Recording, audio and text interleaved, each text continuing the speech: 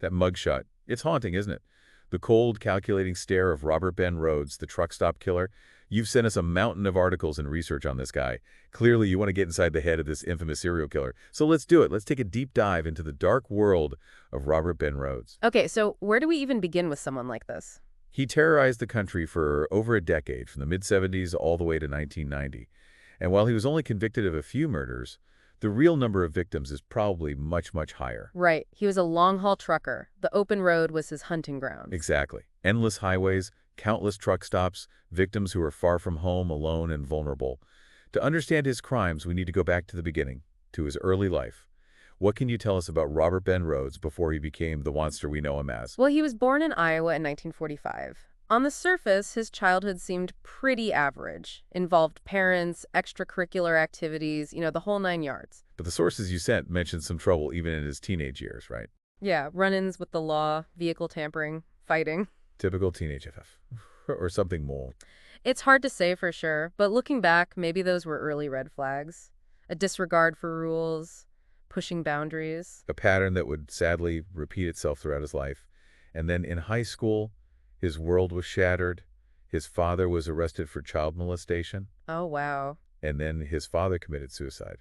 It's hard to imagine the impact that must have had on a young Robert Ben Rhoades. Yeah, I mean, talk about a traumatic event. The shame, the confusion, the anger, that kind of experience at such a crucial age, it could have had devastating consequences. Absolutely. And from there, it seems like his life took a dark turn.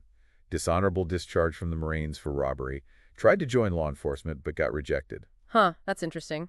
Rejected by law enforcement. Right. It almost feels like he was drawn to positions of authority, Maybe he craved that control, but his past kept getting in the way. leading to more frustration, more resentment. It's a classic pattern, someone who wants power but can't get it legitimately.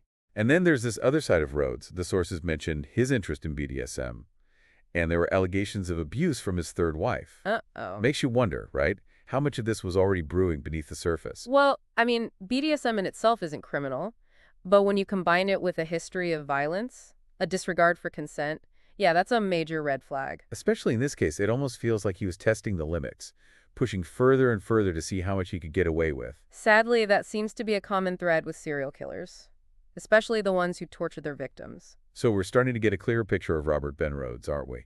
A man with a troubled past, a thirst for control, and a darkness that was about to be unleashed. Exactly. And the open road, well, it became his hunting ground. It's baffling, though. How could he commit these horrific acts for so long and not get caught? Think about it. He was a truck driver, always on the move, crossing state lines. The perfect cover. Pretty much.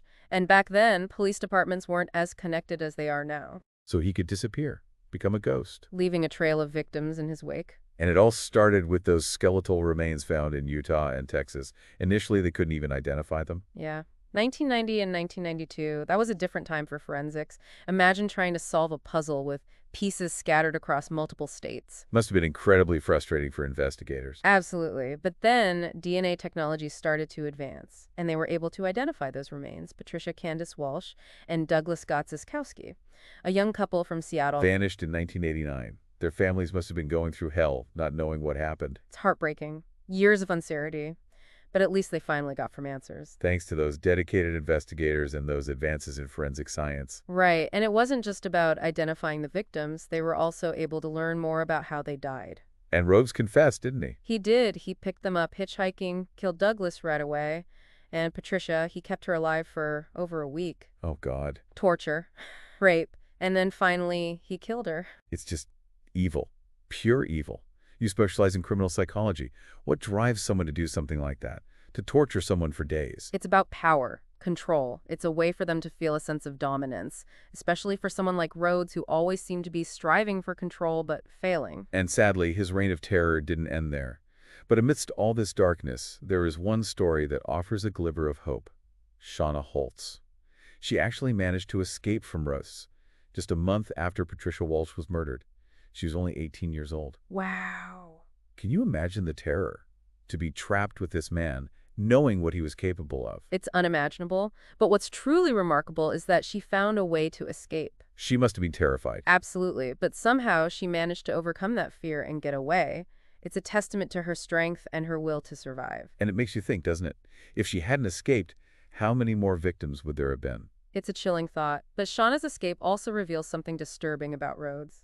What do you mean? He had turned his truck cab into a torture chamber. A torture chamber. Yeah. Restraints, tools, everything he needed to inflict pain and control his victims. That's just sick. It's horrifying, and it wasn't something he just threw together on a whim. It was planned, calculated. This guy knew exactly what he was doing. He was a monster. And it's important to remember that Shauna could have stopped him.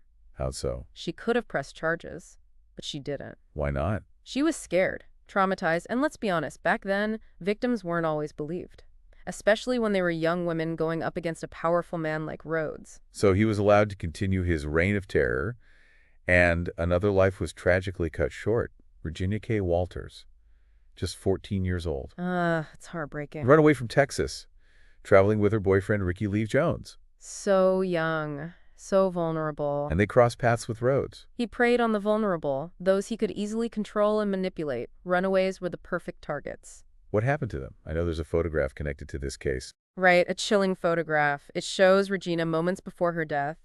Her fear is palpable. It must be incredibly difficult to even look at. It is, but it's also a crucial piece of evidence. It puts Rhoades at the scene. It shows the extent of his cruelty. A single photograph capturing the horror of what she went through. And what about Ricky Lee Jones? His partial skeleton was found in Texas, shot in the head. Another senseless murder. 2 young lives cut short by a monster. It's infuriating. Why wasn't he caught sooner? How could he operate for so long? It's a question that haunts every serial killer case. But we have to remember, things were different back then. Law enforcement wasn't as connected, information sharing was slow, and public awareness about serial kills was much lower. But surely there were signs. Red flags that someone should have noticed. There were. His early run-ins with the law, the allegations of abuse, his interest in BDSM combined with his history of violence. All pointing to a dangerous individual. But without a centralized system for tracking these kinds of patterns, it was easier for someone like Rhoades to slip through the cracks. So how did it finally end? How was he caught? Pure luck, really. April 1990, Arizona Highway Patrol officer spots a truck pulled over on the interstate, hazard lights flashing. He approaches the truck and finds a woman inside, naked, handcuffed, screaming. That officer must have been stunned. I can't even imagine. But he saved that woman's life. And in doing so, he brought an end to Rhoades' reign of terror. What happened next? They searched Rhoades' home and found more evidence, photos, including images of Regina K. Walters and Patricia Walsh. So even in his depravity, he kept trophies. Sadly, yes. But those photos were crucial. They provided a direct link to the murders. He couldn't deny it anymore. Right. He was convicted of Regina's murder in Illinois, sentenced to life without parole. And what about Texas? He pleaded guilty to the murders of Regina and Ricky Lee Jones. Another life sentence. At least he'll never be able to hurt anyone again. But man, it's tough, isn't it? All those missed chances to stop him. It's always hard to stomach. We wanted to understand how he operated for so long. And I think what we've learned is it's not just one thing. It's a whole web of factors. His methods, the time period, systemic failures. You got it. It all adds up. I mean, that mobile torture chamber, it's chilling. Absolutely. It gave him complete control, and he could move his victims without anyone knowing. And back then, nobody was really talking about serial killers. Right. It wasn't on people's radar. The police were still trying to figure out how to deal with these guys. So he was basically operating in the shadows, taking advantage of a system that couldn't keep up. Exactly. And let's not forget the victims he chose. Marginalized, vulnerable. Runaways, sex workers, people who are already at risk, people who might not be missed. It's a sad reality, and it shows how much work we still have to do to protect those who are most vulnerable. Absolutely. We need to support victims. We need to advocate for them. We need to make sure their voices are heard.